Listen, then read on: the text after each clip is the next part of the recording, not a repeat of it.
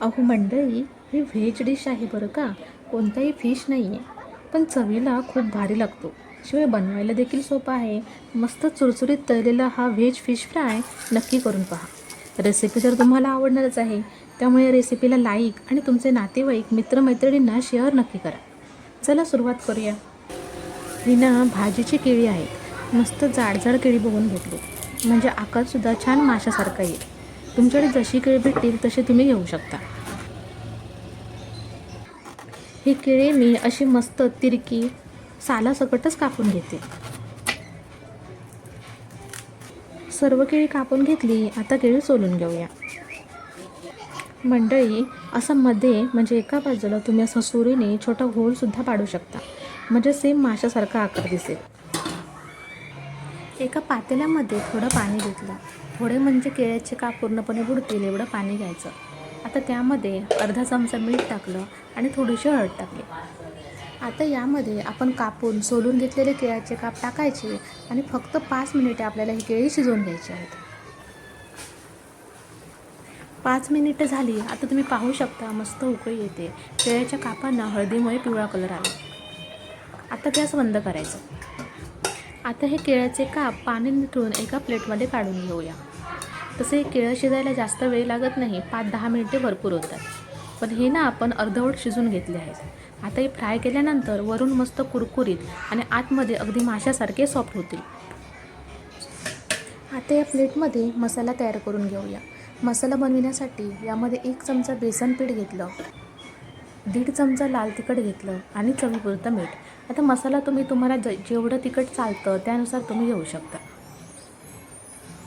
आता यामध्ये थोडं थोडं पाणी टाकत याची घट्टसर अशी मस्त पेस्ट बनवून घ्यायची. यामध्ये आलं लसूण पेस्ट टाकायला विसरू नका. मी आता यामध्ये टाकली. आलं लसूण पेस्टमुळे याची चव खूप छान येते.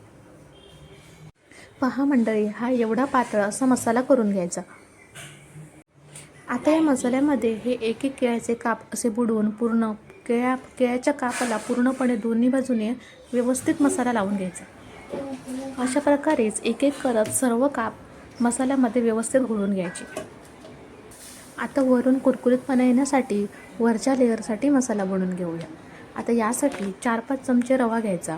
रवा बारीक असला तर खूप छान. 3-4 चमचे तांदळाचं पीठ घ्यायचं, थोडासा मसाला आणि चवीपुरतं मीठ घ्यायचं. हे सगळं छान मिक्स करून घ्यायचं.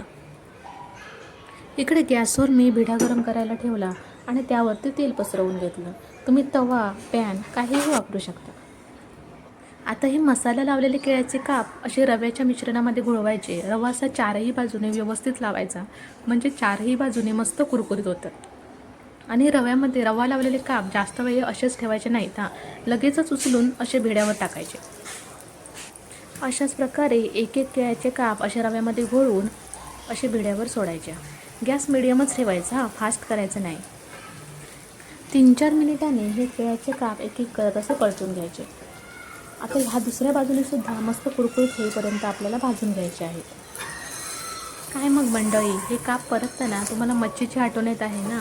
तुम्ही ज्या वाराला तुम्ही मच्छी खाऊ शकत नाही किंवा सणासुदीला सुद्धा असे केळ्याचे मस्त चुरचुरीत काप बनवू शकता. पहा मंडळी, आता हे मस्त दोन्ही साईडने मस्त चुरचुरीत काप असे फ्राय करून झाले. आता गॅस बंद केला आणि आता हे आपण काढून घेऊया. पहा मंडळी, हे केळ्याचे काप किती सुंदर दिसत आहेत ते. व्हेजिटेरियन लोकांना तर हे आवडणारच आहेत, पण नॉनव्हेज प्रेमी देखील या कापांच्या प्रेमात पडतील. रेसिपी तर एकदम सोपी आहे. मग तुम्ही कधी बनवता हे व्हेज फिश फ्राय? एकदा तरी नक्की बनवून पहा आणि कसे झाले ते मला कमेंटमध्ये सांगा.